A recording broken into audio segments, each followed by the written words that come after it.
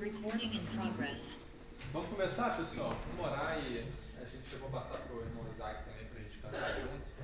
A gente já está com o Pedro e o Gabriel lá. Vamos orar para agradecer a Deus que estamos aqui. Oremos então. Pai amado, Senhor, nós estamos na tua presença, Pai. Desde esse dia, Pai, que iniciou e o Senhor nos deu o privilégio, Pai, de estarmos aqui.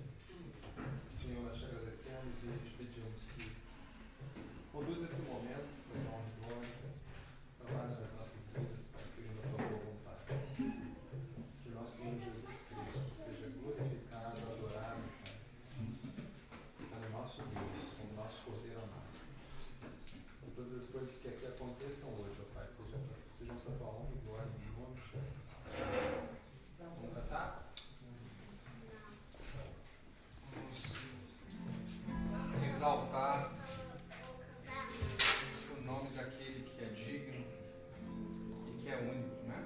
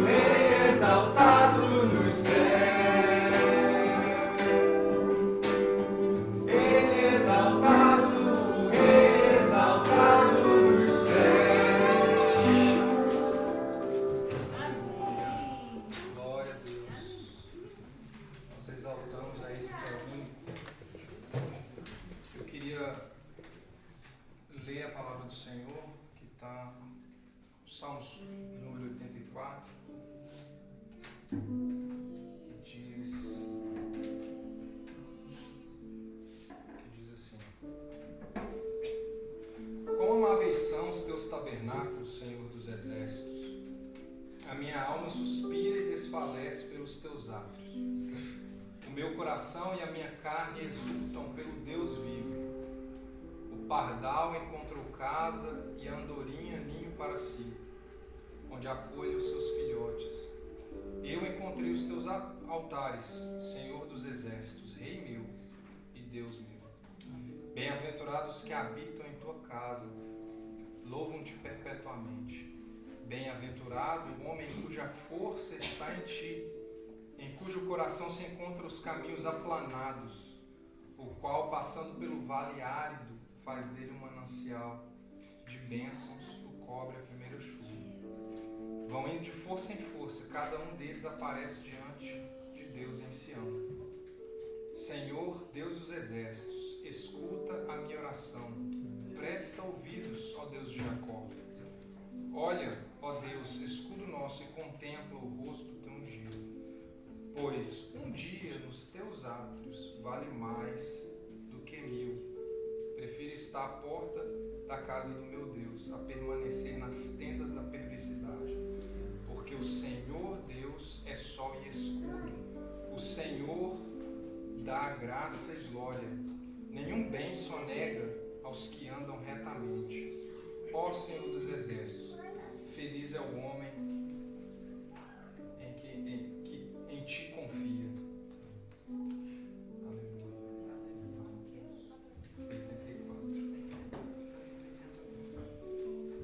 esse Rei, esse Deus que nós queremos louvar nesse momento, né? Continuar louvando. E eu queria que os irmãos cantassem comigo. Como o Rei Davi, quero te louvar. Minha alma canta a ti, Senhor, em adoração. Dignas de louvor, só tu, Senhor, mas digno de louvor. Majestade santa, meu prazer é te dizer, te amo, ó Senhor. Em adoração, em adoração, nós nos rendemos nesta hora, Senhor. Eu me rendo a ti.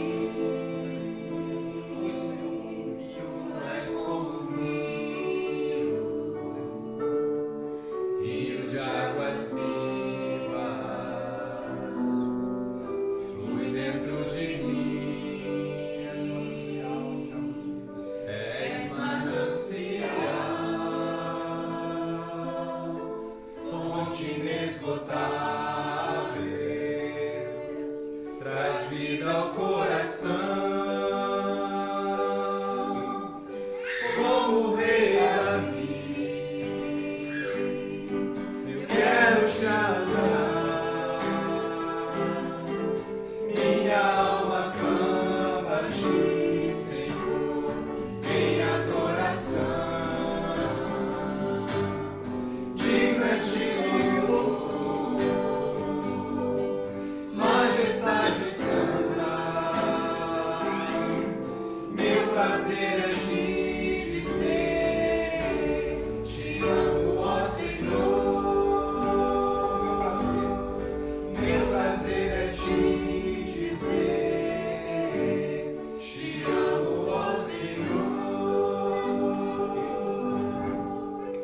Meu prazer é te louvar, meu prazer é estar nos atos do Senhor. Meu prazer é viver na casa de Deus, onde flui o amor. Em espírito, em verdade, te adoramos, te adoramos. Em espírito, em verdade, te adoramos, te adoramos. Rei dos reis e Senhor, te entregamos nosso viver. Rei dos reis e Senhor, te entregamos nosso viver pra te adorar, ó Rei dos reis. Foi que eu nasci, ó Rei Jesus. Meu prazer é te louvar, meu prazer é estar nos átrios do Senhor. O meu prazer é viver na casa de Deus, onde flui o amor. Pra te adorar, ó Rei dos reis, foi que eu nasci, ó Rei Jesus. Meu prazer é te louvar, meu prazer é estar nos átrios do Senhor. O meu prazer é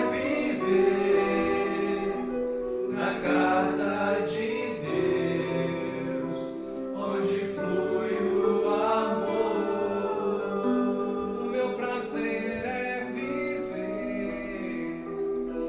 na casa de Deus, onde flui o amor. Senhor, é na tua presença que flui vida, é somente na tua presença que flui o amor, o perdão, é somente na tua presença que flui a restauração. Não há outro lugar, Pai, onde nós desejamos estar que seja longe da tua presença, Senhor.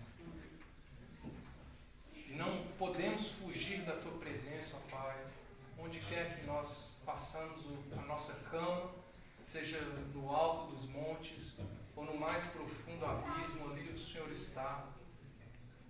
Não há ser que possa se esconder, Senhor, da tua gloriosa e poderosa presença.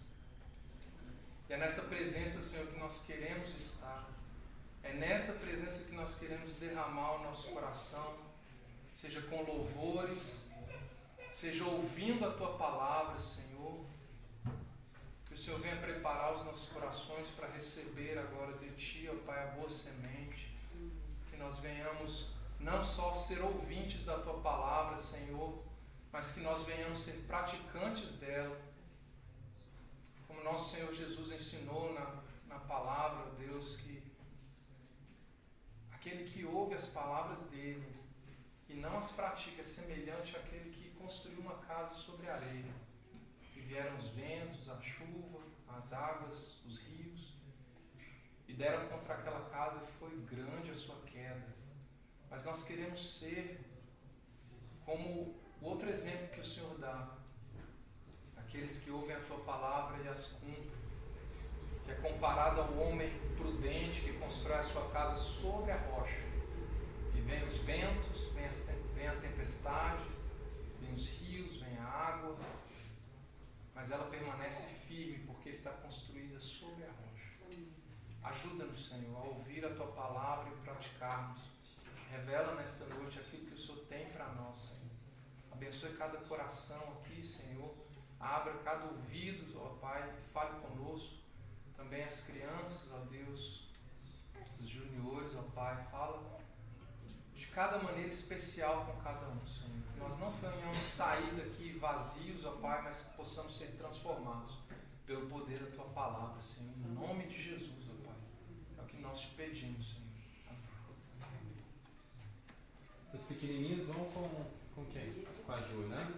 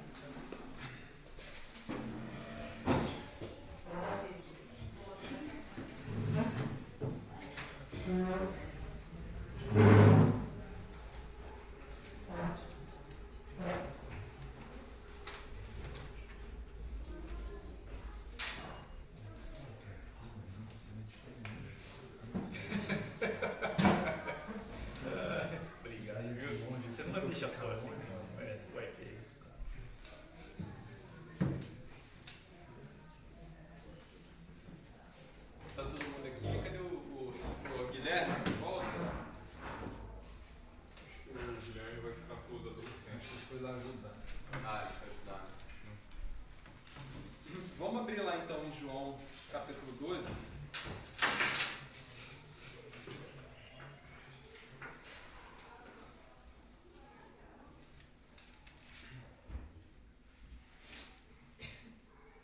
A gente vai ler, eu quero ler a partir do verso 19 e a gente vai até o final, até o 50. Vamos ler juntos?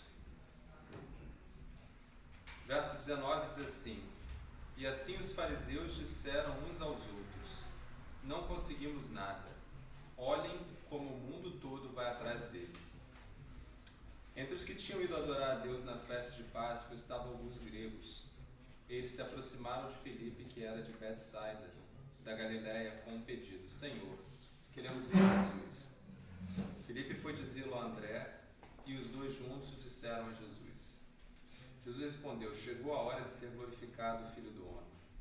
Digo-lhes verdadeiramente que se o grão de trigo não cair na terra e não morrer, continuará ele só. Mas se morrer, dará muito fruto. Aquele que ama a sua vida, a perderá, ao passo que aquele que odeia a sua vida neste mundo, a conservará para a vida eterna.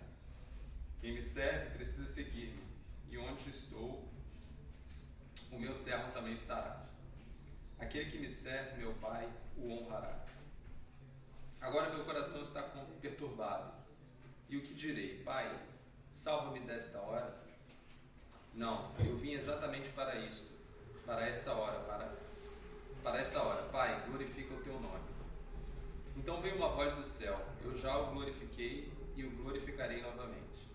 A multidão que ali estava e a ouviu diz que tinha trovejado. Outros disseram que um anjo lhe tinha falado. Jesus disse: esta voz veio por causa de vocês e não por minha causa. Chegou a hora de ser julgado este mundo. Agora será expulso o príncipe deste mundo. Mas eu, quando for levantado da terra, atrairei todos a mim. Ele disse isso para indicar o tipo de morte que haveria de sofrer. A multidão falou: a lei nos ensina que o Cristo permanecerá para sempre.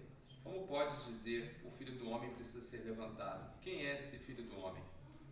Disse-lhes então Jesus: por mais um pouco de tempo, a luz estará entre vocês. Andem enquanto vocês têm a luz, para que as trevas não os surpreendam, pois aquele que anda nas trevas não sabe para onde está indo.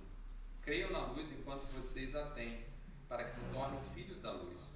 Terminando de falar, Jesus saiu e ocultou-se deles. Mesmo depois que Jesus fez todos aqueles sinais miraculosos, não creram nele. Isso aconteceu para se cumprir a palavra do profeta Isaías, que disse: Senhor, quem creu em nossa mensagem? E a quem foi revelado o braço do Senhor? Por essa razão, eles não podiam crer, porque, como disse Isaías no outro lugar, cegou os seus olhos, endureceu-lhes o coração, para que não vejam com os olhos, nem entendam com o coração, nem se convertam e eu os cure.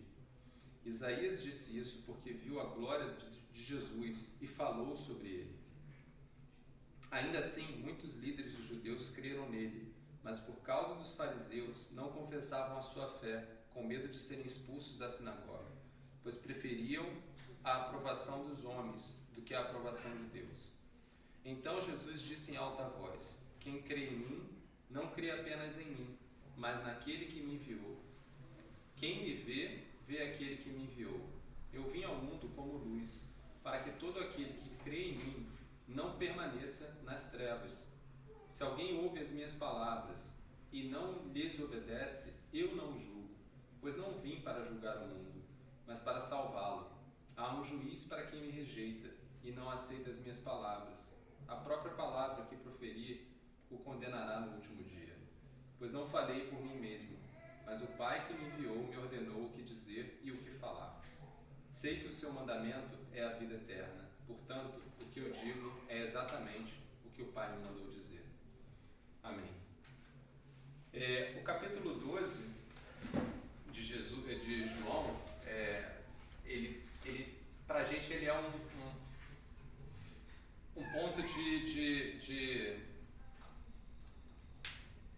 é um ponto de quebra, né? Ele como é que eu vou falar isso? Ele entra num outro capítulo dessa narrativa que João está trazendo para a gente.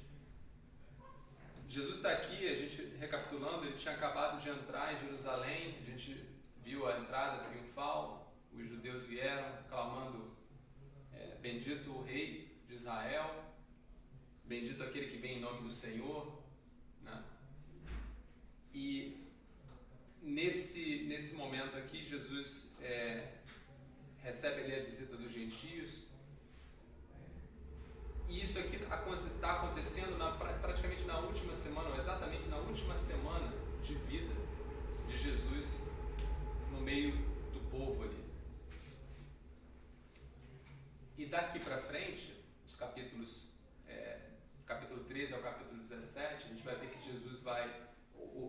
João, né? João vai dedicar do capítulo 13 ao capítulo 17 um momento de Jesus com seus discípulos. Ou seja, Jesus vai estar num ambiente muito reservado.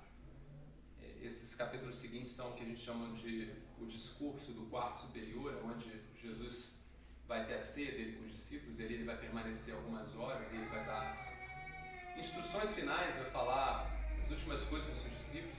Depois daquilo, né, Jesus vai ser preso, vai ser pego, e dali a gente tem a sua cruz, a gente tem a sua morte e ressurreição. Então o que acontece do capítulo 12 em diante? Jesus não fala mais em público. Jesus não está mais no meio do povo de Israel falando. Então essa é a primeira quebra, né? Então até o capítulo 12 ele está ali, ele entrou em Jerusalém, ele falou essas palavras aqui, e foi a última vez que ele falou para todos. E essas palavras que ele falou aqui, agora é chegada a hora. Agora é chegada a hora. E aí a pergunta que vem até esse momento Jesus tinha aí um ministério de mais ou menos 3 anos, né?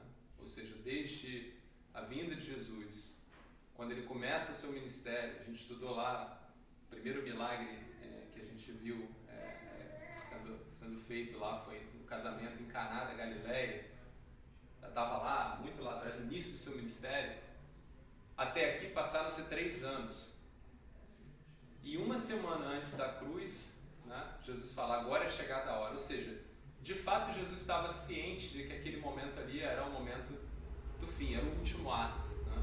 O último ato começa no capítulo 12 com a ressurreição de Lázaro, um ato que é muito relevante, né? A gente falou sobre isso quando estava estudando a ressurreição de Lázaro. Ninguém havia sido ressuscitado dessa forma depois de 4 dias, ou seja, essa informação espalhou. A gente sabe que muitas pessoas foram, né? Essa semana era a semana de Páscoa também, e são várias coisas importantes, né, para a gente ver como é maravilhoso, porque a semana de Páscoa é uma semana importante, a gente sabe que é importante para os judeus, mas dentro dessa semana as pessoas estavam falando de Lázaro, né? Jesus vai estar lá, mas nesse período todo da vida dele, Jesus está fazendo a sua obra. E quando a gente olha essa frase que está aqui no capítulo, está no verso 27, no verso 20, perdão, 23. Jesus respondeu, chegou a hora de ser glorificado o Filho do Homem. Quando a gente lê essa frase, a gente pergunta por que Jesus falou que chegou a hora agora. É claro que Jesus sabia da sua cruz, sabia de todas as coisas, mas o que levou a Jesus a falar que esse agora era o momento? Por que eu trago isso? Porque a gente estudando o livro de João, a gente viu que em alguns momentos Jesus falou claramente que não era chegada a sua hora. No casamento de Caná da Galileia, quando Maria, a sua mãe, pede para que ele faça um milagre, ele fala, mulher, que tenho eu contigo? Não é chegada a minha hora. Quando eles vão para a festa das cabanas, que é uma festa típica dos judeus também, os irmãos de Jesus falam, por que você não vai na festa e você se apresenta, declara quem você é?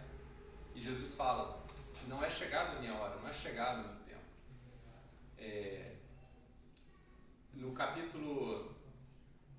capítulo 7, se eu não me engano, no milagre da multiplicação dos pães, os homens ficaram tão impressionados que queriam declarar Jesus rei à força, e ele se afasta deles, né?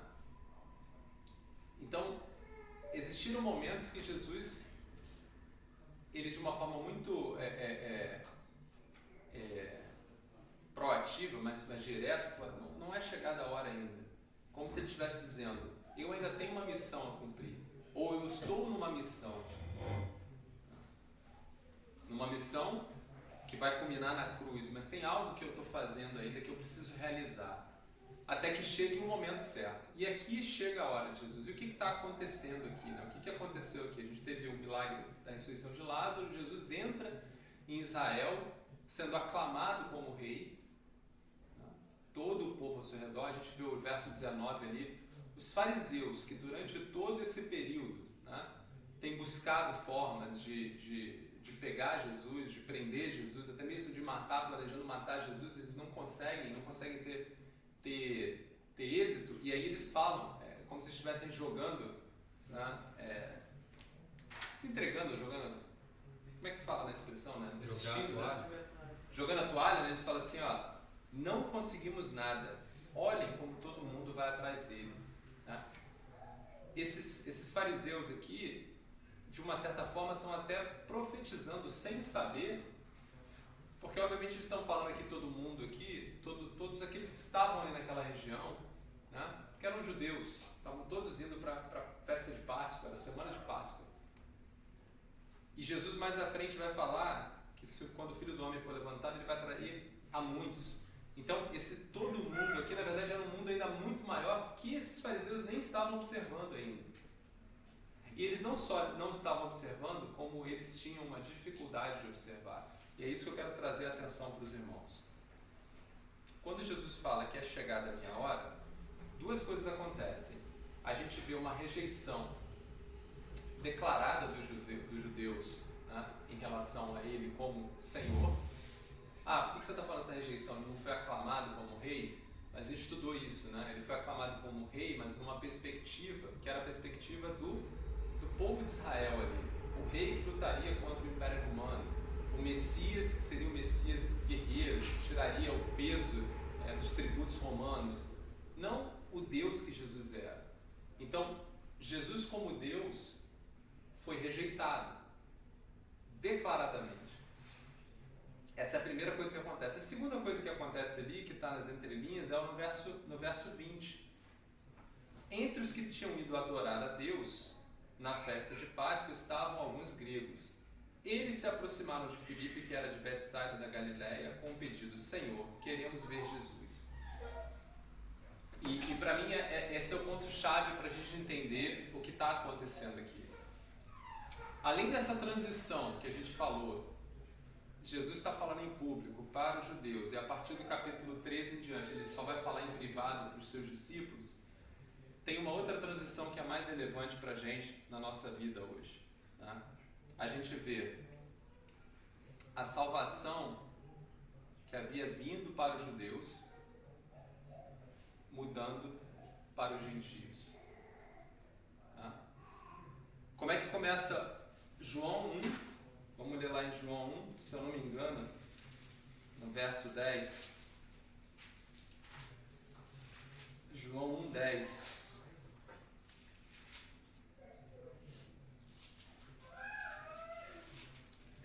Aquele que é a palavra estava no mundo, e o mundo foi feito por intermédio dele, mas o mundo não o reconheceu.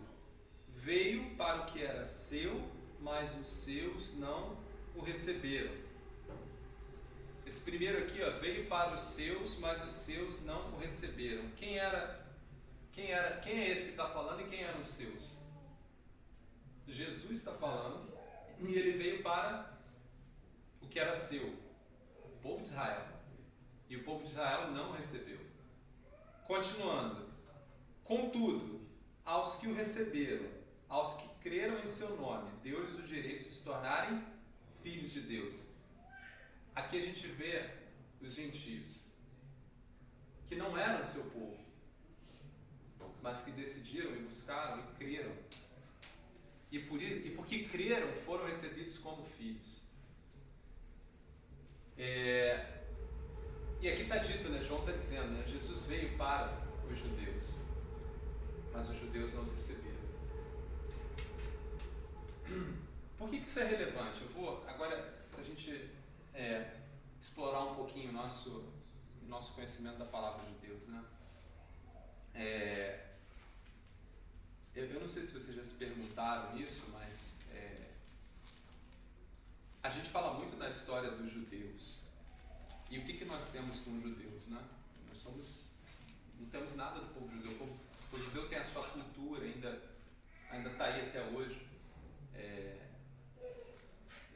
Tem uma série de coisas que os judeus ainda preservam, que a gente não faz ideia, e que são lindas, assim. Os judeus têm uma devoção, né, religiosa ou não interessa, eles têm uma devoção à palavra, enfim, buscam a corrupção ali também, mas o fato é, a gente quando estuda a palavra de Deus, a gente inclui aqui toda a história do povo judeu. E por que a gente inclui isso e por que a gente estuda isso? Porque lá em Gênesis, no capítulo 12 de Gênesis, eu vou só lembrar para os irmãos aqui, mas se alguém abrir lá Gênesis 12, a partir do verso 3, ali o mundo já existia, você já tinha povos, mas Deus toma uma decisão ali, Deus chama um homem, separa um homem chamado Abraão, e Deus fala algo muito importante para Abraão. Deus fala: Abraão, farei de você uma grande nação, farei de você um povo, Abraão. Ou seja, farei de Abraão um único homem, uma única semente, um povo.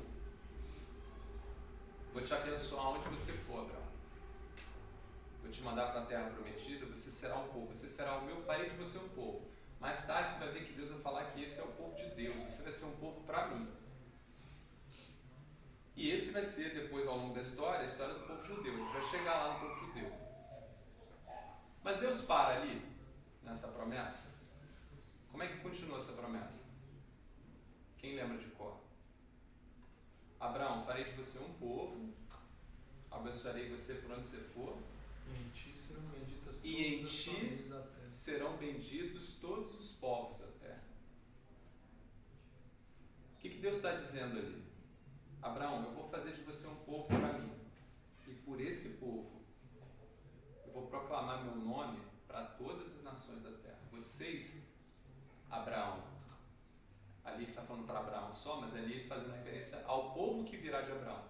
Vocês serão o quê? Minhas testemunhas. Você, povo judeu, vocês vão declarar o nome do Senhor para todos os povos da terra, para os gentios, para nós.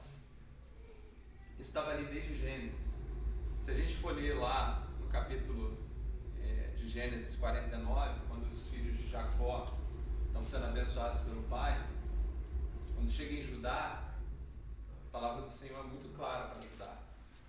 De Judá vai vir aquele que é o descendente, aquele cujo reinado será eterno, aquele cujo todos os povos da terra se submeterão. Ali em Judá, que é já o povo judeu, já a origem do povo judeu, né? Deus já está dizendo, o remanescente, ainda não tem nem Davi, mas a raiz de Davi vai vir, e por ela todos os povos serão alcançados. Quando a gente continua a história, já agora em Davi tem lá, se não me engano, em 1ª ou 2ª Crônicas, Davi tem um desejo no coração de construir um templo para o Senhor, e o Senhor fala para Davi: não, você não vai construir um templo para mim, na verdade eu que vou construir uma dinastia para você. Nunca deixará de existir um rei da linhagem de Davi, tá? E Jesus é da raiz de Davi. E essa promessa ao povo de Israel, ela sempre existiu, mas na caminhada desse povo com Deus, a gente conhece a história, o povo de Israel se desviou muitas vezes, seja por idolatrias, seja por rebeldia. Nesse período, os gentios estavam presentes, né? Você tinha, quando Israel, quando Deus vai dar a terra prometida, né, para o seu povo, 7 nações tomavam conta do território, e eram nações de gentios. Uma dessas nações eram os cananeus. Vocês vão ver que a gente, na semana passada, o Regis estava trazendo essa passagem da mulher cirofenícia, lá em Lucas, e Mateus fala dela sobre sendo uma cananeia. E eu não sei se esse texto está em Deuteronômio 7, 1, 9, porque eu não botei a referência aqui, mas vou pedir para o Isaac, enquanto eu falar, lá para a gente ler Deuteronômio 7, do verso 1 ao verso 9. Mas Deus, quando está dando essa... Eu acho que não está ali não, mas eu falo. Deus, quando está dando a terra judeus ainda no princípio, Deuteronômio 7, de 1 a 9. Deus fala assim, olha, com esses povos que estão aí, entre eles os cananeus, vocês vão entrar na terra e vocês vão remover tudo. Vocês vão, teoricamente, destruir todo esse povo. E vocês não têm que ter piedade, não têm que se misturar com eles. Não tem que ter nenhuma relação. E Deus explica o porquê. Deus fala, porque esses povos não me escolheram. Esses povos não me querem como Deus. E vocês são meu povo. Não se misturem com eles. Esses eram gentios. Quando a gente fala de gentios, a gente está falando daqueles que não são povo de Deus. Tá? São aqueles que são afastados desse povo que Deus escolheu para si. Essa história da mulher cirofenícia está lá no capítulo 15 de Mateus, do 21 ao 28. Quer ler para a gente Deuteronômio, Isaac? 1 a 9, 7, 1 a 9. Quando o Senhor, teu Deus, te introduzir na terra a qual passará a possuir, e tiver lançado muitas nações diante de ti, os heteus e os gigazeus, os amorreus, os cananeus, os ferezeus, os heveus, os jebuseus, 7 nações mais numerosas e mais poderosas do que tu. E o Senhor, teu Deus, as estiver dado diante de ti, para as ferir totalmente, as destruirás. Não farás com elas aliança, nem terás piedade delas. Nem contrairás matrimônio com os filhos dessas nações, não dará tuas filhas a seus filhos, nem tomarás as suas filhas para os teus filhos, pois elas fariam desviar os teus filhos de mim, para que servissem a outros deuses, e a ira do Senhor se acenderia contra vós outros, e depressa vos destruiria. Porém, assim lhes fareis: derribareis os seus altares, quebrarei as suas colunas, cortarei os seus postes ídolos e queimarei as suas imagens de escultura. Porque tu és povo santo ao Senhor, teu Deus.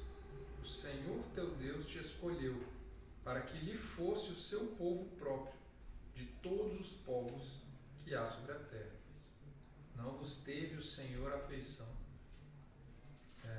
nem vos escolheu porque fosseis mais numerosos do que qualquer povo, pois éreis o menor de todos os povos.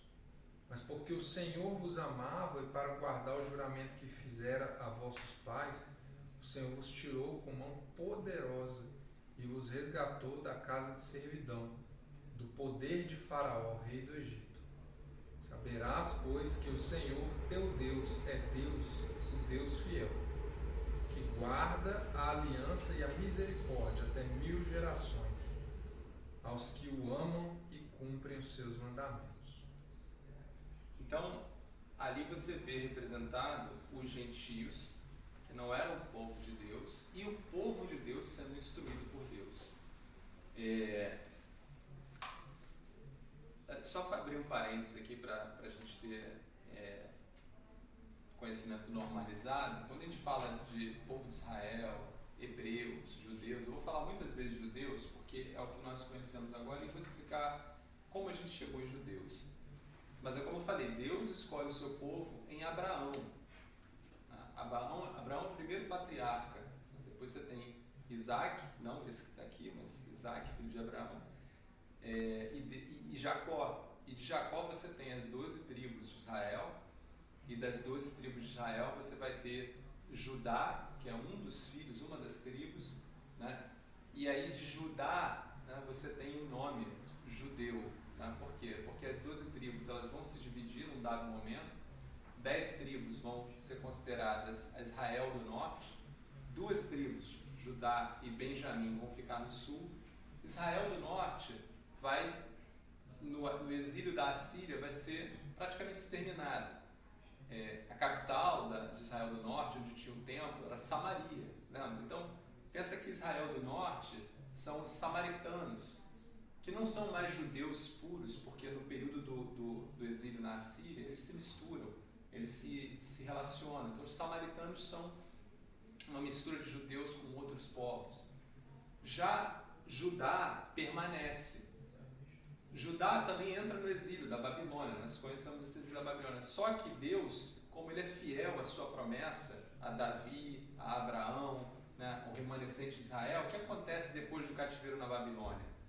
Deus permite que os judeus sejam reavivados em Neemias, nós estudamos Neemias. Então vai haver uma reconstrução do templo. Estou falando tudo isso porque quando eu falar de judeus, vocês vão ter que lembrar da história do povo toda desde Abraão. Desde quando eles estavam no Egito, que a gente leu aí agora, né? Quando eles saem do Egito, Moisés tira esse povo do Egito, né? Eles vão para a Terra Prometida. Na Terra Prometida ali tem os amorreus, os cananeus e as outras tribos. Essas tribos eram gentias. São tribos que não estavam não tinham relação ali com o povo de Israel. Por isso que Deus é duro e fala, não se misture com eles. E aí Jesus, quando Deus envia Jesus, e a gente estava falando isso, esse era o ponto que eu estava fazendo, né? Durante todo o ministério de Jesus, Jesus estava numa missão, e na última semana dele, quando ele diz que é chegada a hora, a gente tem ali a figura dos gentios aparecendo. Então, que missão é essa? Por que a hora é chegada? Né? Porque essa missão de Jesus ali, ela acaba, e vai começar agora uma segunda etapa, né? Através da cruz de Cristo, quando Cristo vai alcançar todo o mundo agora, na figura ali dos gentios, ou seja, o mundo, os gentios, o mundo não conhecido. Mas o que acaba ali nos judeus? Né? Só para vocês terem uma ideia do que eu estou falando, abre para a gente lá em Mateus 15, vamos ler rapidinho aqui, uma fala que é muito dura, mas ela é importante para a gente. A partir do verso 21, Mateus 15, a partir do 21. Essa é a história da mulher cananeia, mas eu quero ler só uma frase para os irmãos.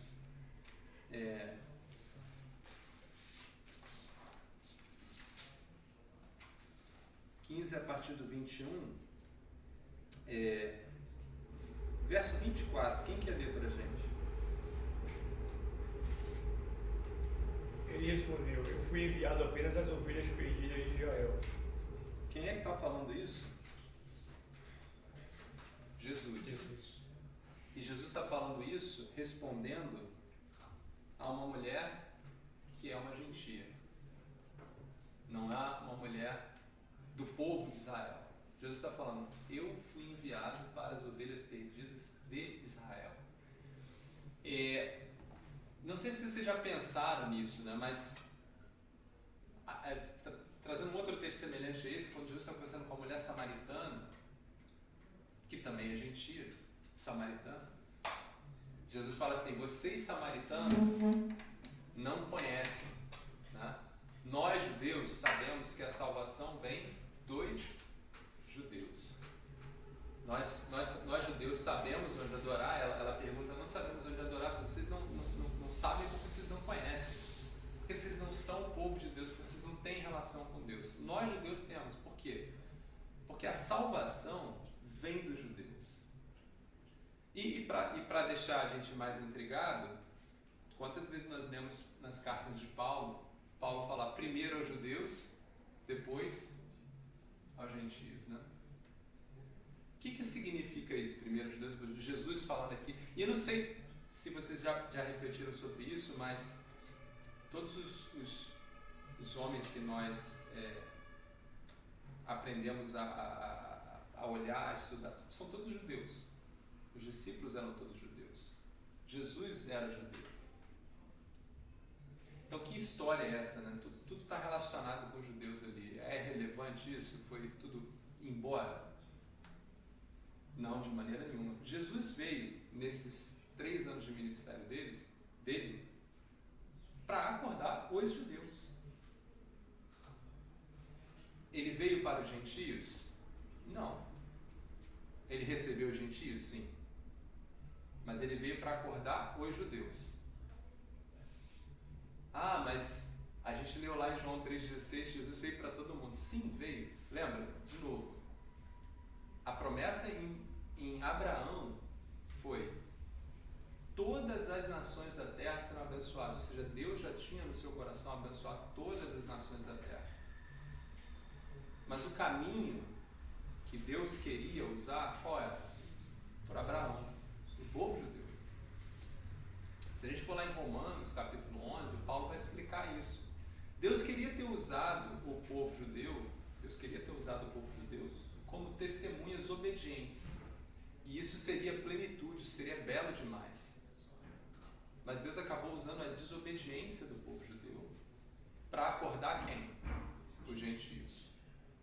Então Paulo vai falar, a desobediência deles gerou graça em nós. Jesus, nesses anos de ministério, em todos os momentos, ele foi acordar os judeus. De que forma? Os judeus receberam a lei. A lei, Paulo vai falar várias vezes, a lei que foi enviada por anjos a Moisés, não era má, não era errada. Ela foi enviada para o povo judeu. Com que propósito? Para que aquele povo reconhecesse a Deus, reconhecesse o pecado em si próprio, né? E dependesse de Deus na sua caminhada. Aquela lei tinha o propósito de mostrar a justiça de Deus, mostrar a santidade de Deus, mostrar o pecado do homem. Mas o que acontece no meio do povo de Israel?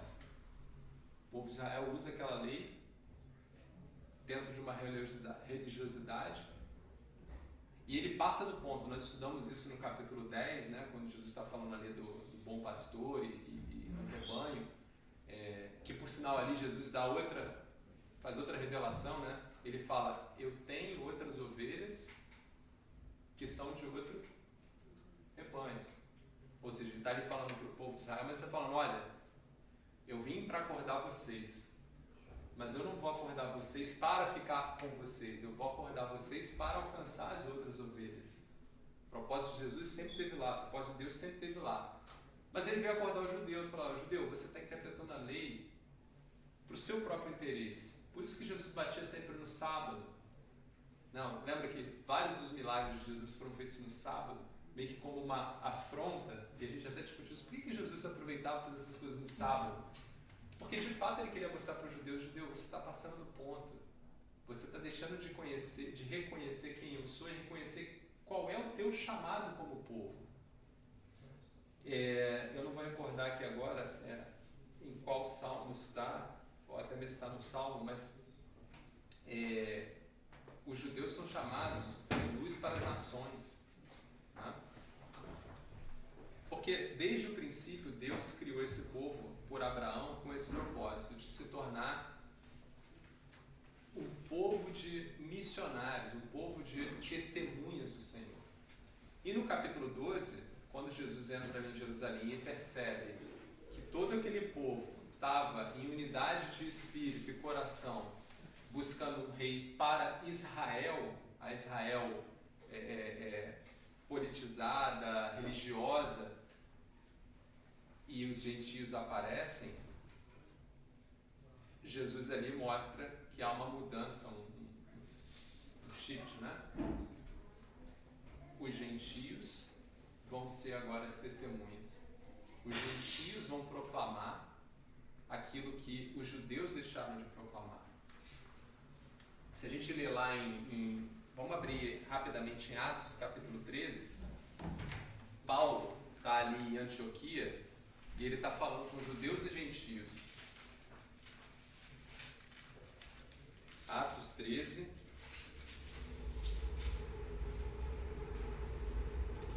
A partir do verso 13, mas eu vou ler mais para o finalzinho para os irmãos, né?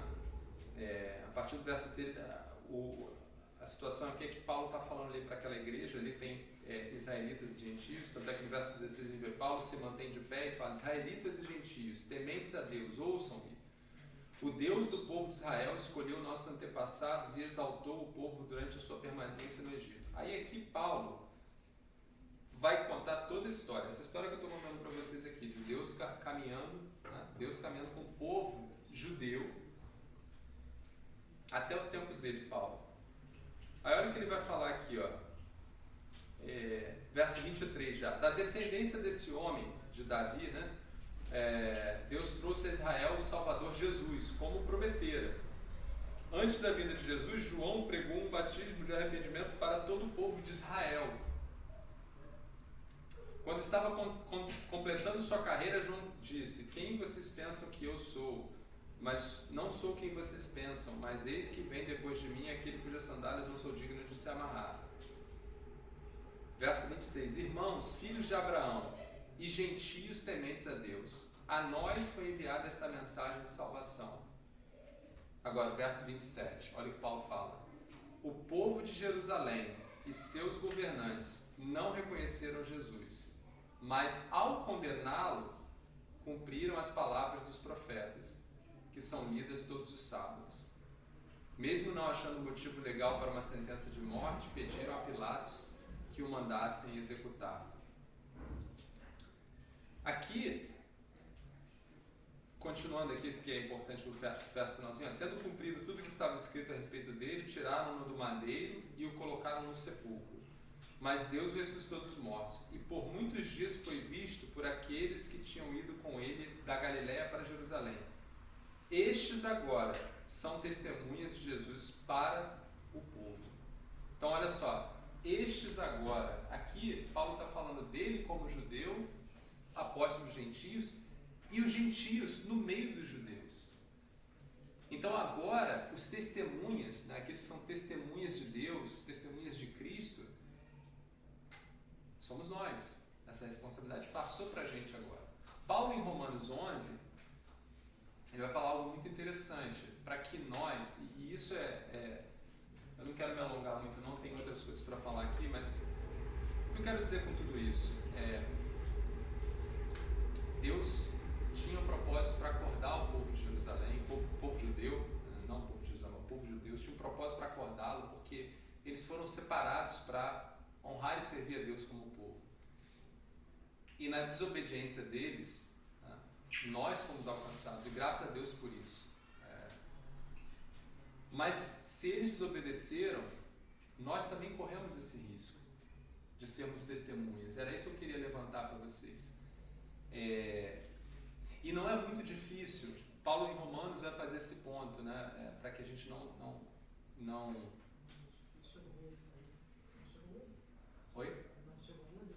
Para que a gente não se orgulhe, para que a gente não exalte, ou mesmo não esqueça daquilo que aconteceu com Israel, né, com o povo judeu. Porque se eles como povo, e Paulo vai fazer essa figura da árvore, dos seus galhos, dos ramos originais, e daqueles que nem eram ramos, que eram galhos de uma outra árvore, que ele chama até de oliveira brava, né? Que deve ser uma árvore ruim. Vocês que eram de uma árvore ruim, vocês gentios que não prestavam, vocês que eram aqueles que adoravam outros deuses e não me queriam, mas eu, pela minha graça, enxertei vocês em Cristo, meu Filho. Mas aqueles, falando dos judeus, que eram meu povo, né, eu os cortei pela incredulidade deles. Mas aí Paulo fala, não pense vocês que foram enxertados, que vocês são melhores que eles. Porque se eles que eram meu povo, eu cortei, quanto mais a vocês que não eram povo. Tá? Por que eu estou falando tudo isso? Porque esse texto continua em João 12 e é muito importante para a gente aqui. Eu não vou entrar no mérito, mas essa mudança, essa mudança de responsabilidade, vamos colocar assim, né? Os judeus tinham como missão dada lá em Abraão serem testemunhas do Senhor, e eles ignoraram isso. O texto fala aqui que eles foram obscurecidos. Lá embaixo nós lemos aqui no verso 12, no capítulo 12, que Isaías faz Isaías fala sobre isso, né? Que eles foram cegados para que eles não vissem, né? E Paulo vai falar sobre isso também para a gente. Deixa eu abrir aqui em João 12 de novo. Lá no finalzinho, verso 40. Cegou os seus olhos e endureceu-lhes o coração para que não vejam com os olhos, nem entendam com o coração, nem se convertam, e eu os cure. Então, em parte aqui, era propósito de Deus também que esses judeus se endurecessem. Né? Aí você fala, mas então, Paulo vai argumentar isso no capítulo 11 de Romanos muito, né? Mas então Deus fez como propósito? Sim e não. Sim, em parte, alguns desses foram endurecidos, porque de fato, pela desobediência deles, pela incredulidade deles, você vê que no capítulo aqui os gentios aparecem buscando Jesus, ou seja, só para efeito de fato, de curiosidade aqui, esses gentios que aparecem aqui, repara, a gente está numa festa judaica, Páscoa, e tem gentios aqui. E isso parece estranho, né? Como é que gentio, que não conhece Deus, não quer nada a ver, não quer nada com Deus, vai buscar Deus ali? Mas Deus já tinha determinado lá atrás em Levítico, né, que haveria uma parte do templo, né, destinada aos gentios, o átrio dos gentios, né, aqueles gentios que buscassem o Senhor, né, os chamados depois esqueci o nome, prosélitos, né, que são aqueles que tiveram como voto o desejo cultuar a Deus, o Deus de Israel. Tá? Ou você pode entender gentios que tinham temor do Senhor. Né? Como, por exemplo, quem conhece a história do centurião Cornélio, né? É um homem que Jesus fala, né? Não achei em Israel fé como a desse homem. Por quê? Porque ele é um romano, centurião romano, e ele está com o seu filho adoentado, e ele clama a Jesus para que vá, né, curar o filho dele. Jesus fala, não, eu vou com você. Ele fala, não, você não precisa, não sou digno de sair da minha casa. Eu sou coronel, capitão aqui, eu dou uma ordem e ela é cumprida. Eu creio que se você der a ordem vai ser cumprida. Coisa absurda, né? O cara distraiu direitinho. Esse cara, né, não tem outro igual a ele aqui. E ele era um gentio. Então alguns dos judeus de fato foram cegados, mas outros não. Paulo em Romanos 11 vai dizer que ele próprio foi eleito, separado. Quais são os outros que foram separados? Os próprios discípulos, né? Jesus andou com os judeus, os seus discípulos conseguiram vê-lo, mas alguns não. Mas qual o ponto que eu quero fazer com isso? O convite que Jesus faz para nós hoje, no que a gente chama de plenitude dos gentios, ou seja, nós hoje, tá? Depois eu vou falar um pouquinho do povo de Israel, mas nós hoje temos esse chamado, temos esse sacerdócio de proclamar Cristo a todo mundo. Tá? Mas de que forma? Né? Tem um chamado específico, tem um convite específico de Jesus aqui. E ele fala isso aqui assim, ó, no verso...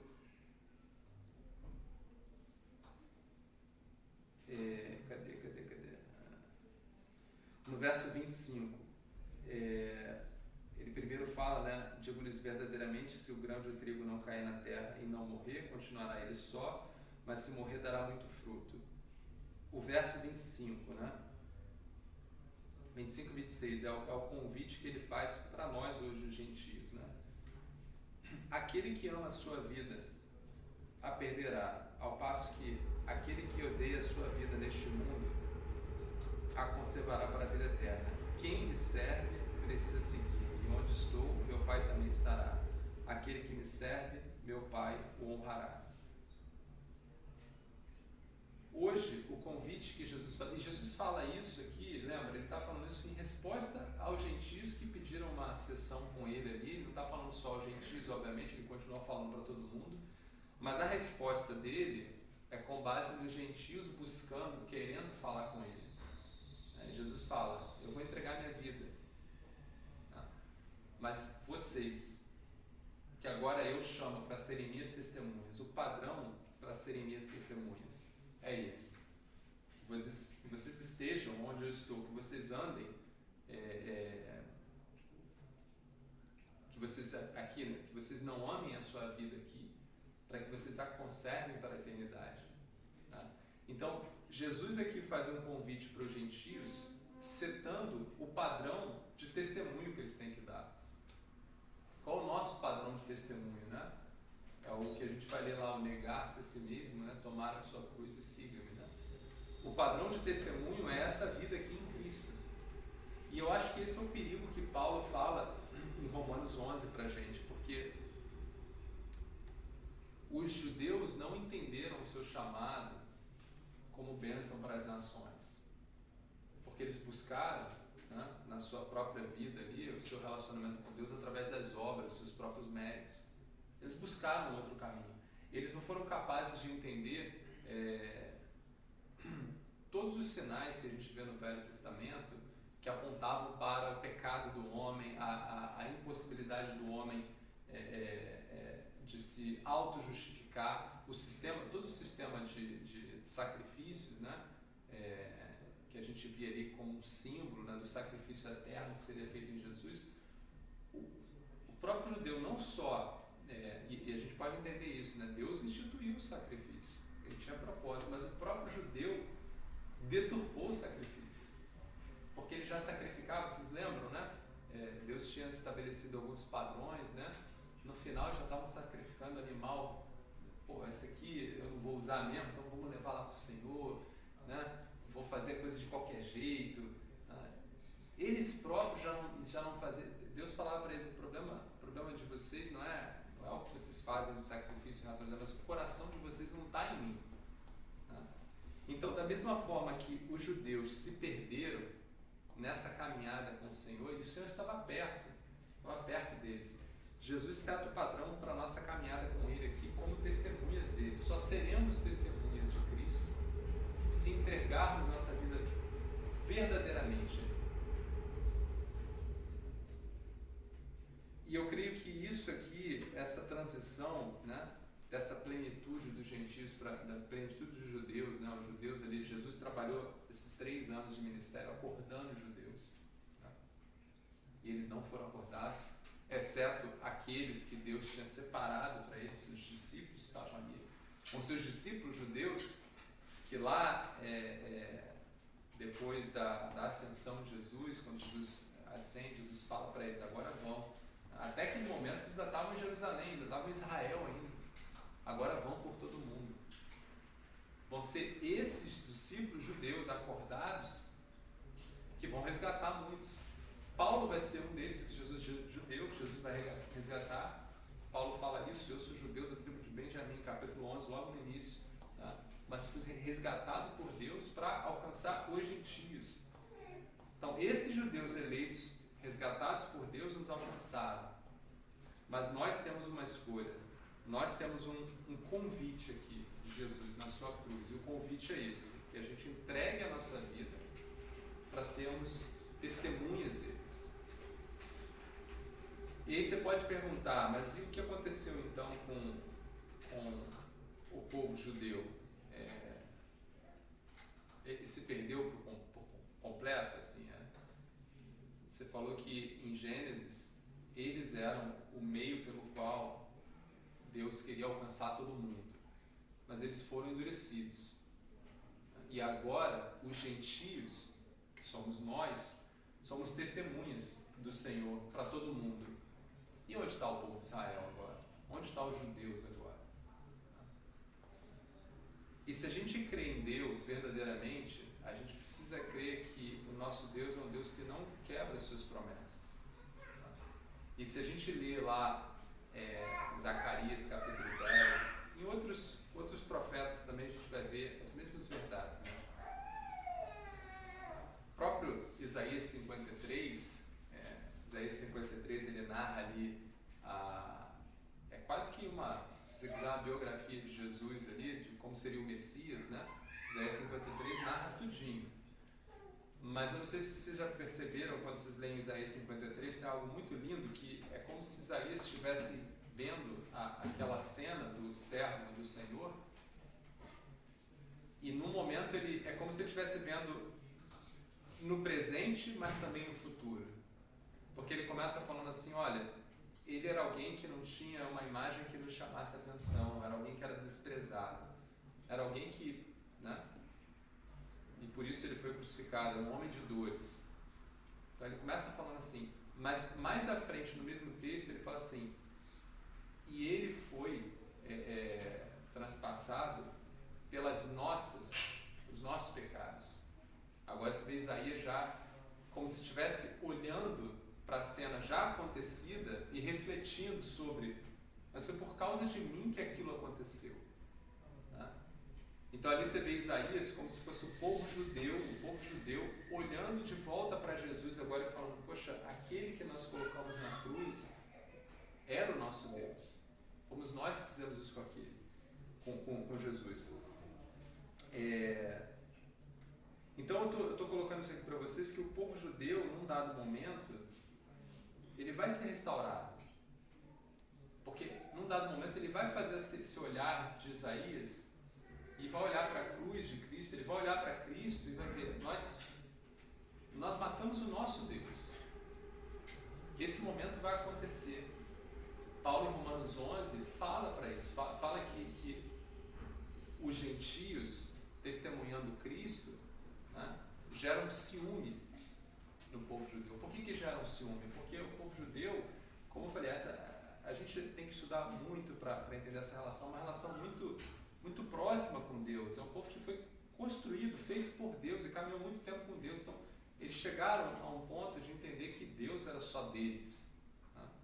E entenderam isso de uma forma muito, muito estranha, mas tem vários exemplos aqui de judeus se relacionando com gentios, onde eles eram, como é que fala, muito arrogantes em relação a gentios. Né? Gentios têm que morrer. Tem uma passagem, né, que João e Tiago, Jesus está passando por Samaria e Jesus está indo para Jerusalém com Tiago e os discípulos e parece que os samaritanos chegam ali perto, não sei se eles iam fazer uma coisa ou não, mas João e Tiago viram para Jesus e falam, Senhor, quer que a gente mande cair fogo do céu para queimar eles?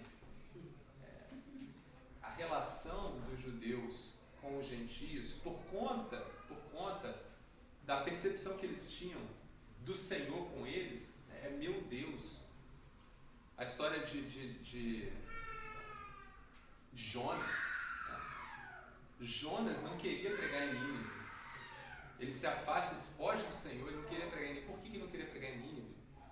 Porque ele não aceitava que Deus pudesse chamar os ninivitas, né, ao arrependimento, para ser Deus deles. Por quê? Porque Nínive era gentio.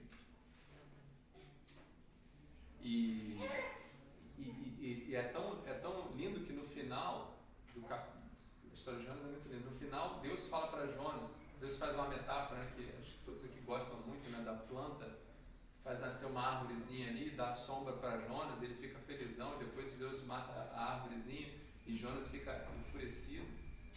E Deus fala para ele, Jonas, você tem mais misericórdia dessa árvore, que você não fez nada para nascer, do que todo um povo que não sabe distinguir a mão esquerda da mão direita. Não teria eu, Deus, que tem misericórdia desse povo? E acaba a história ali. E aquilo ali era uma metáfora dos gentios. O que era não distinguir a mão esquerda da mão direita? Os gentios não tinham a palavra. Né? Lembra? O povo judeu tinha a palavra de Deus nas mãos. Então repara, o que eu quero mostrar para vocês, o povo judeu todo foi o tempo inteiro perseguido por Deus, trabalhado por Deus, conduzido por Deus. Jesus veio para exortá-los, para reconduzi-los o tempo inteiro, e ainda assim eles se afastaram. Os gentios, por outro lado, eu li aqui alguns textos com vocês, quão distante nós estávamos e ainda estamos, se não entregarmos a nossa vida nesse convite que Jesus faz. E entregar é entregar completamente. Se a gente quiser, de fato, fazer parte do povo de Deus, a gente não pode ter amor a essa vida aqui, a gente tem que deixar a nossa vida ser usada por Cristo como testemunha para o mundo. É, de fato, se deixar ser usado. Esse é o convite, senão nós também estaremos fora. Então, como eu falei aqui, o povo judeu vai ser resgatado. A gente lê lá em Apocalipse, que é no final da história, a gente leu semana passada, ou retrasada as 144 mil pessoas, né? São 12 mil de 12 tribos. Você fala, como assim? Como assim? No céu vão ter 12 tribos de novo. Quando a gente lê lá em Zacarias, no capítulo 10, Deus fala que um dia ele vai resgatar de novo Judá e Efraim. Interessante que ele fala Efraim, porque Judá a gente sabe que nunca foi extinguida, né? Porque Deus sempre manteve um remanescente, mas Israel do Norte, eu falei, foi extinguida, né? Mas Efraim é uma das tribos do Norte. Então Deus está falando, eu vou resgatá-los. Como? Não faço ideia, imagina, devem ter ainda judeus dessas tribos, descendentes, né? Ou talvez judeus como essa mulher samaritana, que provavelmente é uma mulher que essa mulher criou no Senhor e ela provavelmente era uma samaritana de alguma dessas tribos e foi resgatada. Então, as promessas que Deus fez para o povo de Israel, para o povo judeu, que era povo de Deus, elas não estão descartadas. E para a gente hoje serve de sinal. Quando eu começo a ver os judeus sendo restaurados na sua fé em Cristo, isso é o sinal de que o fim dos tempos está chegando, porque a plenitude dos gentios só foi possível com a desobediência deles. Mas no momento que eles começam a enxergar Cristo, é porque a gente está, né, os gentios que foram resgatados fizeram o seu papel de testemunhas e agora os judeus, de fato, enciumados, estão se voltando ao Senhor. E esse é o momento onde Jesus volta, né? Onde nós teremos o reino eterno, né? Onde aí judeus e gentios vão estar juntos ali. Então eu queria só para concluir deixar essa mensagem para a gente, né? Que a gente tem a responsabilidade hoje que antes foi, como Paulo falou em Atos, antes foi dos judeus. Que responsabilidade é essa? De proclamar o único e verdadeiro Deus para todas as nações do mundo. Hoje somos nós aqui proclamando, por exemplo, para os muçulmanos, para os indianos, para os chineses. Né? A gente não tem como, a gente não está numa época ou não está num momento de esperar que os judeus façam isso. Os judeus ainda estão em que situação? O que vocês acham? Endurecidos. Por mais triste que pareça. Eu estava assistindo um vídeo, eu estava falando com o Regis mais cedo, estava assistindo um vídeo recente, dois pastores jovens que vão para Israel. Israel, pelo que eu vi no vídeo, assim, eu conheço alguns israelenses, né? Uma cidade fantástica, assim, moderna, pô, os caras falam de tudo, né? E aí, esses dois, eu não sei se eram pastores, não, posso estar equivocado, mas tem dois homens, eles começam a narrar ali a história de Isaías 53, porque tem muita coisa do povo judeu que tem a ver com essa caminhada com Deus, né? Por exemplo, ensino. É um povo que é extremamente qualificado. Ensino, busca conhecimento. E essa busca pelo conhecimento, pelo estudo, pela iluminação, é para ter relacionamento com Deus. Só que eles usam o relacionamento de forma equivocada, mas é para ter. O judeu é criado para estudar o Talmud, a Torá, o tempo inteiro, 3, 5, 10 vezes por semana. Coisa que nós não somos. Eles são muito presos naquilo. Então o que é interessante ali é que esses pastores estavam ali, eu não sei se eram pastores, lendo Isaías 53, e Isaías 53, como eu falei, é uma biografia de Cristo que quase é muito difícil você não ver né? Ali retrata tudo, né? Retrata a cruz, retrata a ressurreição, tudo ali. E esses homens, várias pessoas na rua, né? Acompanhando essa leitura, assim, interessante. E os pastores ali falando, poxa, e tem outras profecias, né? De que o Messias tinha que vir antes da destruição do templo, isso aqui e tal. No final eles fazem uma pergunta: vocês conhecem alguma pessoa, ouviram alguma pessoa no passado que pudesse ser esse que está sendo dito aqui? Aí você vê as pessoas, não.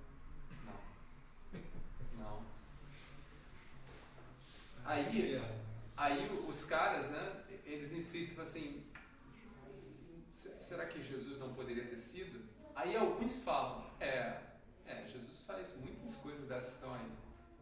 Eu não acho que é ele não creio nele não. Então você vê que ainda hoje, por mais óbvio que pareça, para eles, na Bíblia que eles usam, por mais na cara, eles ainda vão falar, esse não é o nosso Messias. E isso é muito triste,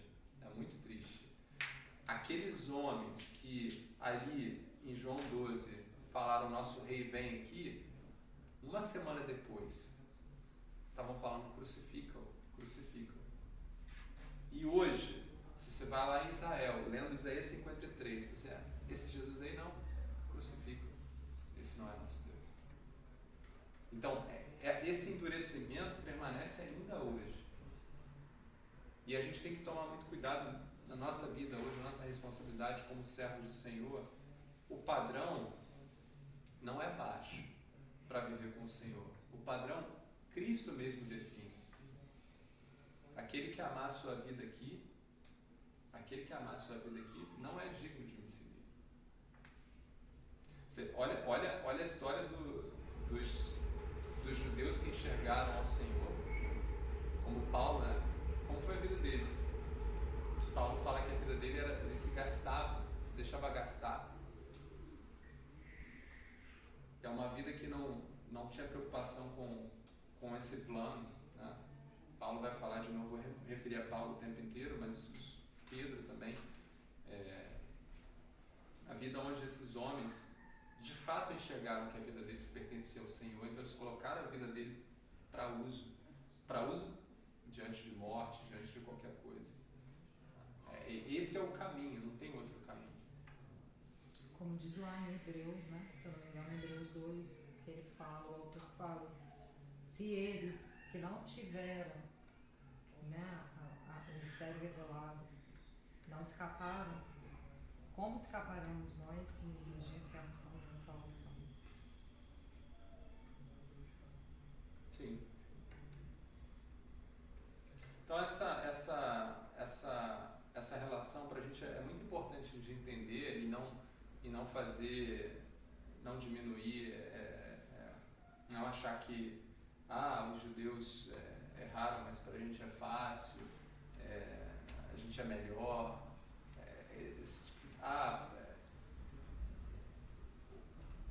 interpretações equivocadas de que Deus do Velho Testamento não é Deus do Novo Testamento. Não, a história é uma só, Deus é o mesmo Deus, a história é uma do início ao fim. Cristo veio para trazer para esses judeus que eram um povo de Deus o entendimento, o esclarecimento de quem Ele era, para que eles pudessem cumprir a missão deles. Jesus não rejeitou os gentios que o procuraram, e Jesus, num dado momento, mostrou que na sua cruz, agora o véu estava rasgado, ou seja, agora os gentios tinham acesso direto ao Senhor, e os gentios seriam testemunhas. Paulo fala que nós hoje somos sacerdócio santo. Ali Paulo não fala mais dos judeus, ali Paulo está falando de nós. Sacerdócio santo, somos povo eleito. Povo de Deus, somos povo de Deus. Mas a gente precisa entender que o preço é alto, que o custo é alto.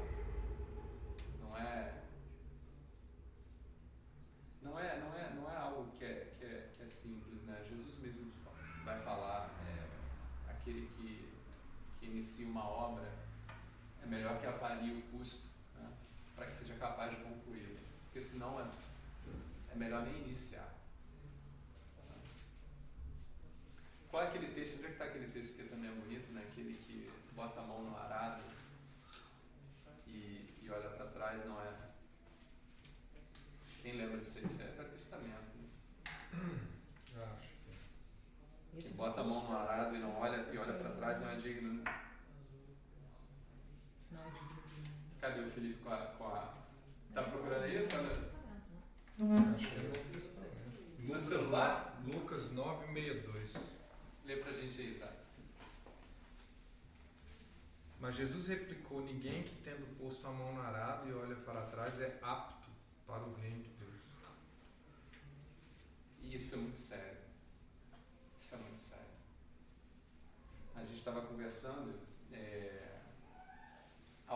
a gente viu no Evangelho de João até agora, né, todos os judeus, né, Jesus estava ali pregando judeus. Quantas vezes os judeus desistiram? Viram milagre, aceitaram, desistiram. Viram milagre, aceitaram, desistiram. Aqui mesmo, em João 12, a gente viu que muitos creram, mas por receio dos fariseus, porque eles preferiam, né, a glória dos homens, eles decidiram não aceitar. Tá?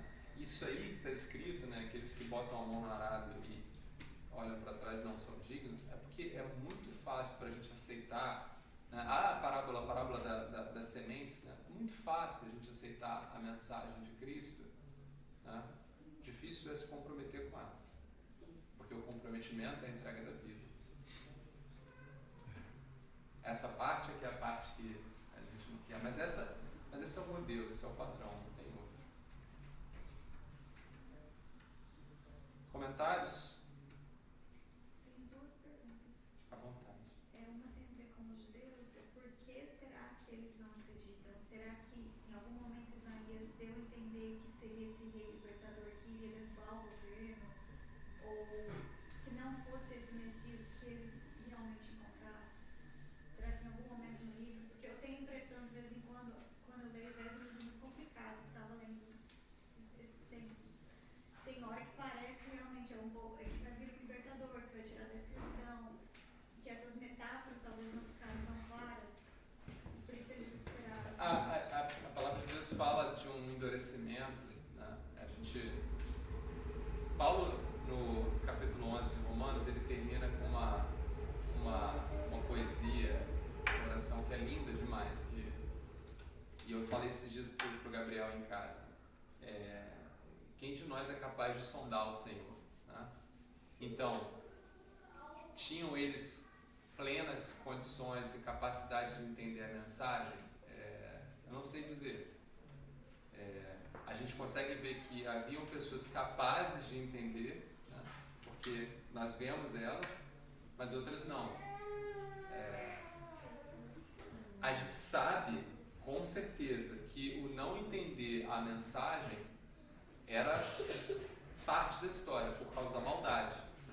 Então, a corrupção no homem, a corrupção do coração do homem, fazia ele não ver a mensagem certa. Mas até que ponto alguns também foram endurecidos, para mesmo que quisessem não vissem.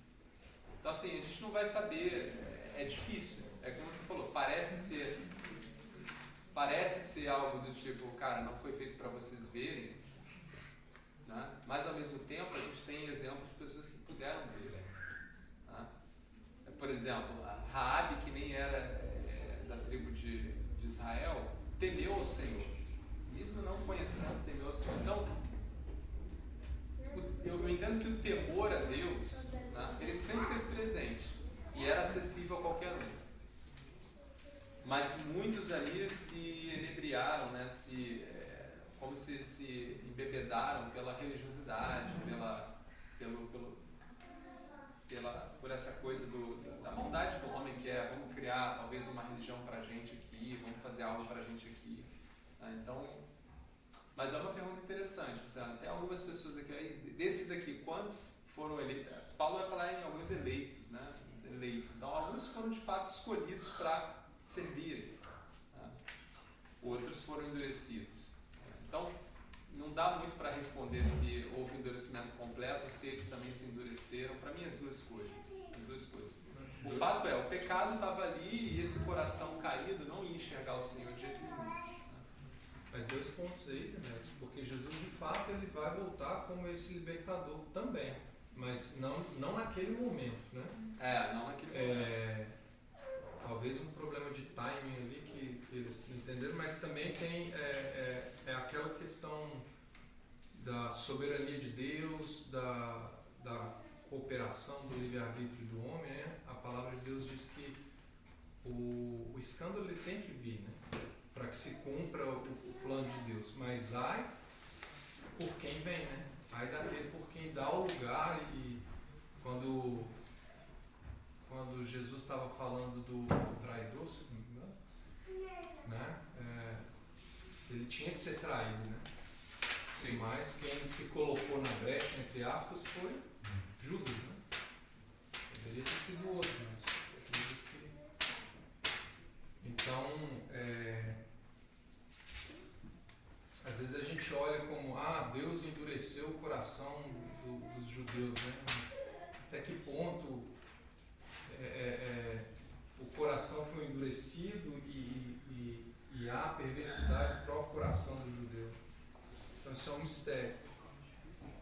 Para mim as duas coisas estão ali, né? O quanto de uma ou quanto da outra, a combinação disso, essas são as tensões que, quando a gente lê a palavra de Deus, a gente precisa aceitar.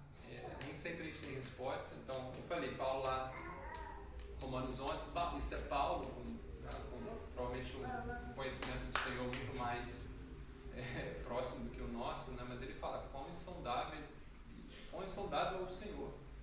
Quem primeiro deu um conselho para ele não existe. Ó a profundidade das riquezas. Assim, Deus tem os seus caminhos, né? Então, em parte, você tem um endurecimento ali, você vê a ação do Senhor. Em parte, é o próprio pecado no homem que faz o homem. Quanto isso se mistura? Não sei.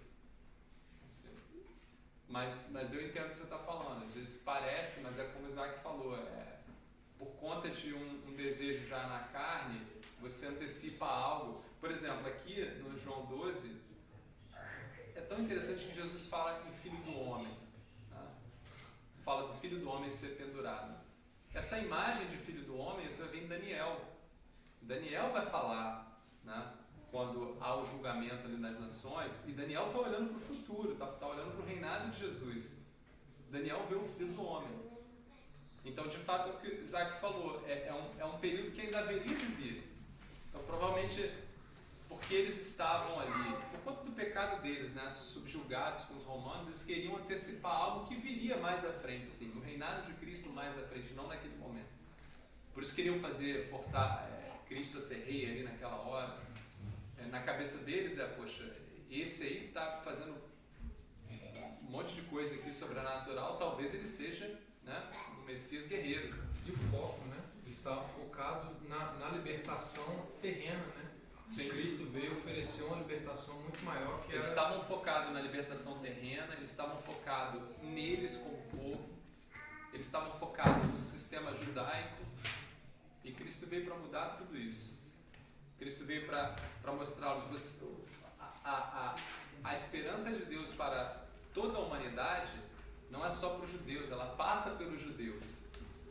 Vocês eram para ser testemunhas, mas a bênção que foi feita a Abraão não para em vocês. Vocês não esqueceram disso? Se esqueceram disso. O reino não era o reino para cá, era o reino eterno. Então Jesus veio mostrar essas coisas, mas esses homens já estavam num ponto de endurecimento que não queriam mais. Já não queriam mais aquilo que eles queriam, eles já sabiam o que queriam. Eu quero alguém que me tire dos romanos. Assim como a gente também tem um coração endurecido, quando a gente vê tanta gente, né, buscando relacionamento com Deus pelo motivo errado, né?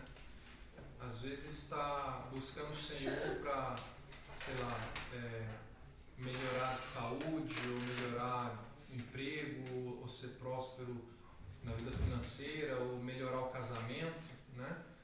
Quando na verdade nenhuma dessas coisas consegue trazer satisfação e plenitude, né, para nós. Quem nos satisfaz é apenas Cristo. A gente leu aqui, não, modelo. Jesus deixou claro aqui. Entregando a sua vida. Não é nada dessas coisas. Essas coisas aí, vindo ou não vindo, não fazem a menor diferença. Porque se o servo não reconhecer que precisa também, como seu Senhor, né, entregar a sua vida a Ele, né, ou seja, a nossa vida precisa ser derramada como um grão de trigo também, para que Ele habite em nós. Se isso não existir, esse é o convite. O convite é esse, não tem outro. Todo o resto o resto não importa, na verdade. O resto, eu costumo falar porque a gente vê que Jesus mesmo nos traz essa imagem, os discípulos, né? A vida com Cristo é uma vida em plenitude, né? Cristo nos conhece, estudamos em Hebreu, então Ele é capaz de interceder por nós, é capaz de acalmar o nosso coração diante das dificuldades. Mas tudo isso, todas essas coisas são segundo plano. Porque a coisa mais importante é submeter a vida a Cristo. Que Jesus seja o nosso Senhor. Porque se assim for, e Ele me chamar para a glória hoje, eu estou feliz. Você entende?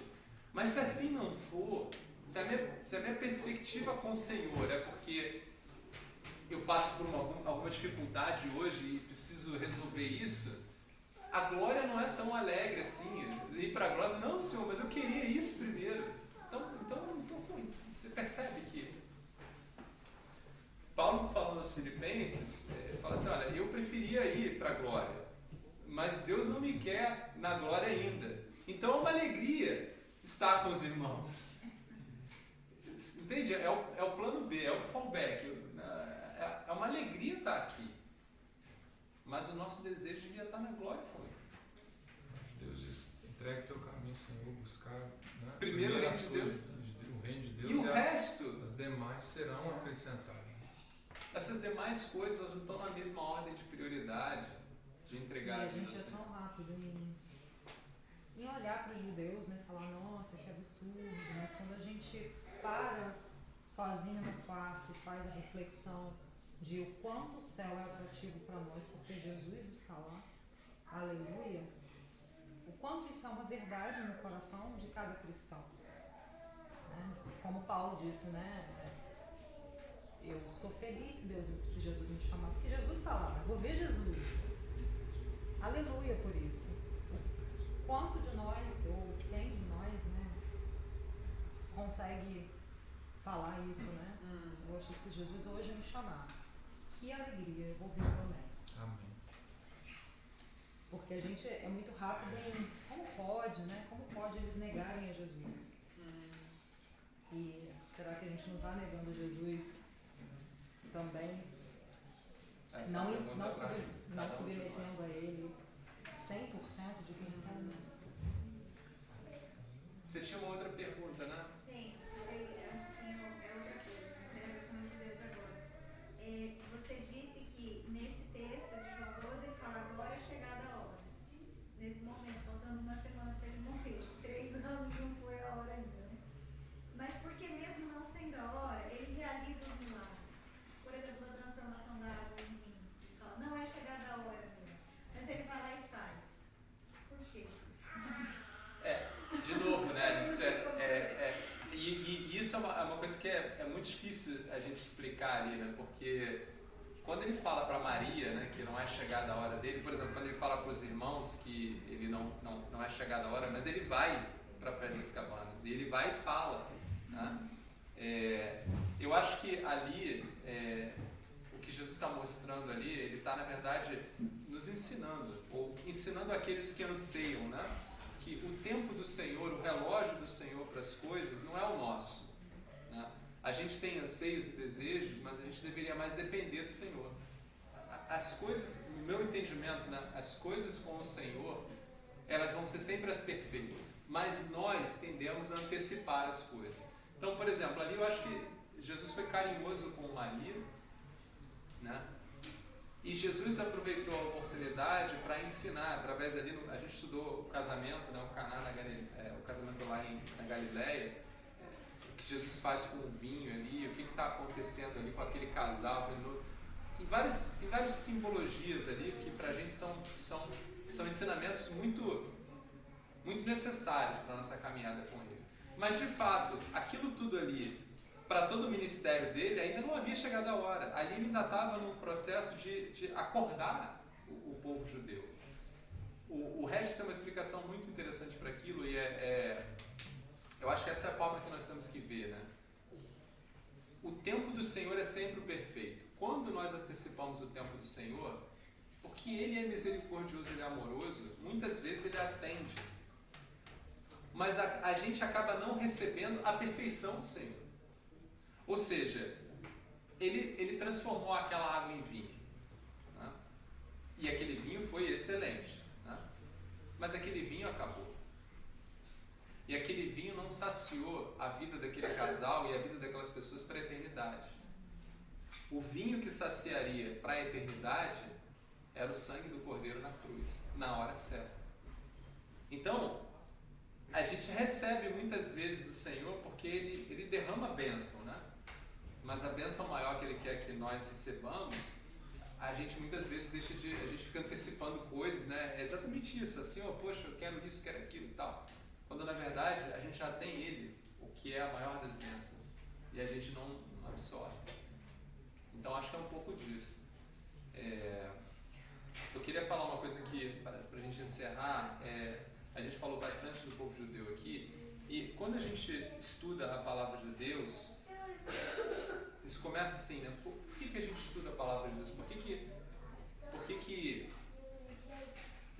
tem gente que lê várias vezes, 10 vezes, eu estudo pouco, mas por que a gente estuda? Porque na verdade o tempo do crente que entrega a sua vida para o Senhor é um tempo para conhecê-lo cada vez mais. Então a gente estuda para conhecê-lo cada vez mais.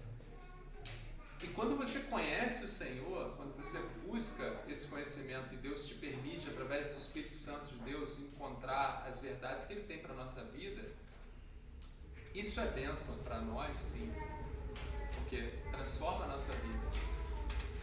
Mas isso é um aroma suave para o Senhor. Isso é alegria para o Senhor, porque o que Ele quer de nós é esse relacionamento. Pensa que num casamento, ninguém casa para ficar distante. Não faz sentido, né? Você quer casar para estar cada vez mais junto, né? Imagina se o casamento fosse, você casou e agora você se separa, você não quer nem ver a pessoa, não faz sentido. Então, quando nós escolhemos o Senhor, o que o Senhor mais quer é que nós tenhamos um relacionamento com Ele, esse relacionamento através da palavra. E o que é a beleza disso tudo? É que você descobre quais são os desejos do Senhor, quais são os desejos de Cristo.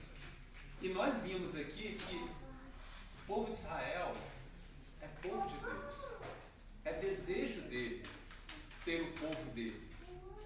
E ele vai resgatar esse povo. A gente leu em Zacarias, ele vai reunir a Israel. E aí eu não estou falando de toda a Israel santa, eu estou falando do povo judeu. Ele vai resgatar, é desejo dele. Ele ama o povo que é dele. E se nós dizemos que amamos ao Senhor, nós temos que amar esse povo também. Nós temos que amar. Essa mesma profecia que você falou lá de... Agora eu perdi aqui. Zacarias 10. Não. De Abraão, onde Deus promete que em ti serão benditas todas as famílias da terra. No mesmo texto ali ele vai falar: abençoarei os que te abençoarem e amaldiçoarei os que te amaldiçoarem. Nessa linha desse mesmo texto, né? De que Israel é um povo que deve ser querido por nós. Sim.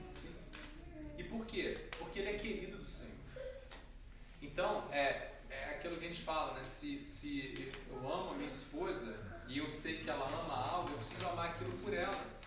Né? Eu preciso descobrir, eu amo também, porque eu a amo. Então, se a gente diz que ama o Senhor e Ele ama o povo judeu, nós precisamos orar e clamar e amar esse povo. Então, quando a gente vai descobrindo o Senhor na palavra, a gente vai descobrindo várias coisas que Ele ama, que Ele deseja. Né? E nós precisamos amar e desejar essas coisas. Enquanto estamos aqui. Por quê? Porque um dia estaremos com Ele e viveremos nessas coisas. Então, enquanto estamos aqui, nós buscamos amar e conhecer essas coisas para que a gente seja conhecido cada vez mais dele. Né? Aí tem uma canção que eu queria pedir ao irmão Isaac para cantar com a gente, que fala o Lamento de Israel. E na voz do irmão Isaac é uma voz dele. Eu posso tentar tocar aquela música. E que a gente ore para que Deus use a nossa vida como servos, como testemunhas, né? Para que de alguma forma a nossa vida alcance esse povo. Que eles tenham, como Paulo vai dizer, né? Ciúme da nossa relação com o Deus que é Deus do povo deles. É nosso Deus, mas é também Deus do povo deles. Eles têm um ciúme. E aí eles precisam voltem para o Senhor. Depois leiam Romanos, do capítulo 9, para quem quiser conhecer mais. Capítulo 9 ao capítulo 11, Paulo vai investir 3 capítulos só falando do povo de Israel, da relação do povo de Israel com Deus. E nós cristãos muitas vezes temos uma visão equivocada e diminuímos essa relação porque a gente entende que Deus vai resgatar todo mundo. De fato, né? Gênesis já fala isso. Mas isso não significa que o povo que é dele, ele deixou de lado. Senão Deus seria um Deus que não era um Deus de promessas, um Deus mentiroso. Ele não é. Nosso Deus é um Deus que cumpre suas promessas. Então você pensa em Zacarias, em Ezequiel, que vai restaurar Israel, né? Efraim, e a gente lê em Apocalipse. São as 12 tribos, 144 mil vem de 12 tribos. São as 12 tribos do povo de Israel. Então nós vamos crer nisso completamente. Aí te botei na fria, irmão? Não, eu pus a Mariana, daí vai dar tudo certo. Aí vai dar certo. Eu tô dividindo pra conquistar, né? Porque essa música não é fácil. Aí ela toca e eu canto, senão não sai. A gente vai dar.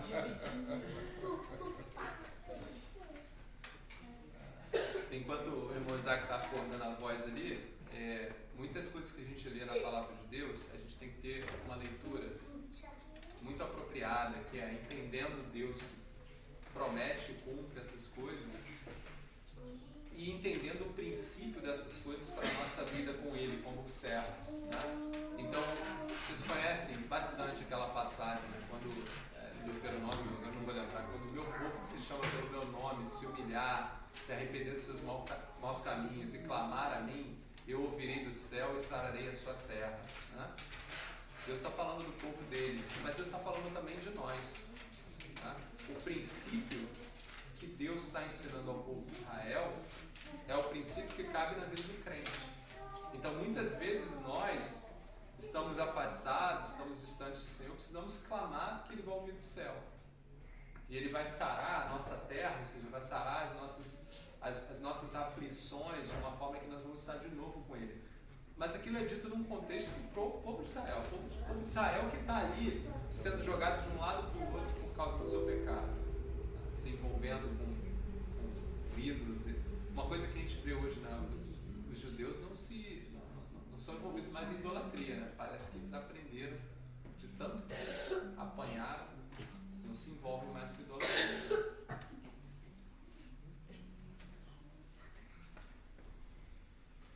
Do cativeiro te levaram de Sião, e os seus sacerdotes prantearam de aflição.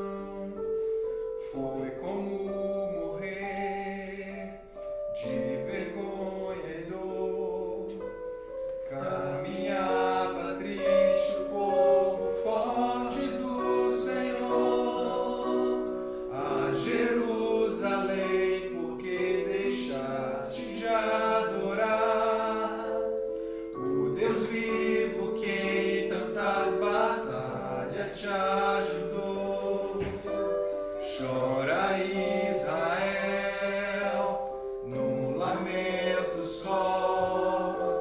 Talvez Deus se lembre do bichinho de Jacó.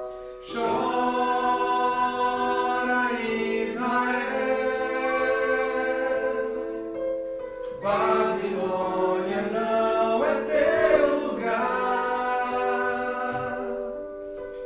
Clama ao teu Deus, Ele te ouvirá. Do inimigo te libertará.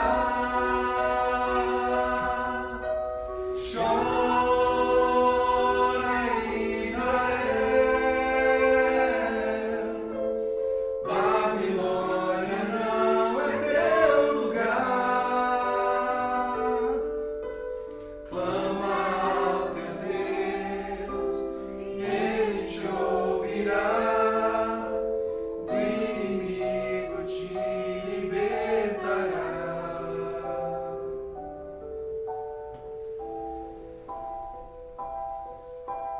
A Jerusalém, porque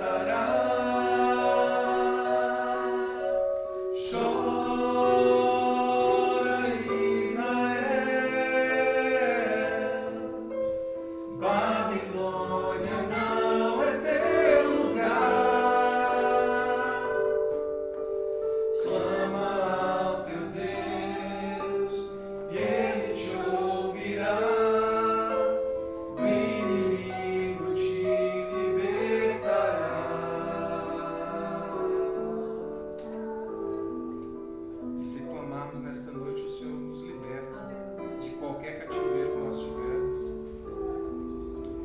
Ele nos liberta.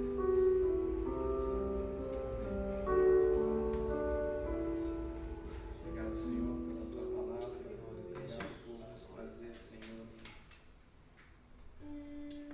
tudo aquilo que precisamos ouvir hoje. Senhor, o teu convite está feito para cada um de nós. E o teu convite passa por uma reflexão de quanto, Pai, temos entregue a nossa vida, Senhor. Senhor, tu não quer uma vida pela metade, tu não quer uma parte, Senhor. Tu nos pede, Pai, que deixamos de lado o velho homem e nos entreguemos completamente a Ti, Senhor. Senhor, e a Tua palavra nos mostra, Pai, que é somente no Senhor que temos vida. Há uma falsa ilusão de que há vida fora de Cristo, Pai. Quantos e quantos se perdem, Senhor? Quantos estão sofrendo agora, Pai, porque não experimentam a paz contigo? Ó Senhor, faz em nós, Pai, a Tua vontade. Usa-nos, Pai, como mensageiros Teus, Pai. Nos toma por completo. Que o nosso desejo seja para o Senhor. Que a nossa vida seja Tua, Pai. Senhor, cuida das famílias que aqui estão e nos dê, Pai, a porção dobrada da Tua graça sobre nós, para que possamos continuar caminhando. Sabemos que estamos numa caminhada, numa corrida, Senhor. Nos ajude, Pai, a alcançar a coroa, Senhor, que o Senhor tem separado para cada um de nós. Em nome de Jesus, nós oramos, agradecendo, Pai, pelos irmãos que estiveram aqui, os nossos irmãos que estão, Pai, espalhados, que são servos Teus, Pai. Guarde-os no Teu nome, Pai. Amém. Se não tem mais, podemos continuar o relacionamento com Ele. Amém? Pedro, abraço. Gabriel, tchau, filhote. Eu ouvi você cantando essa música, cara. Você também canta? Você conhece essa música? Faz muito tempo que você não canta, né?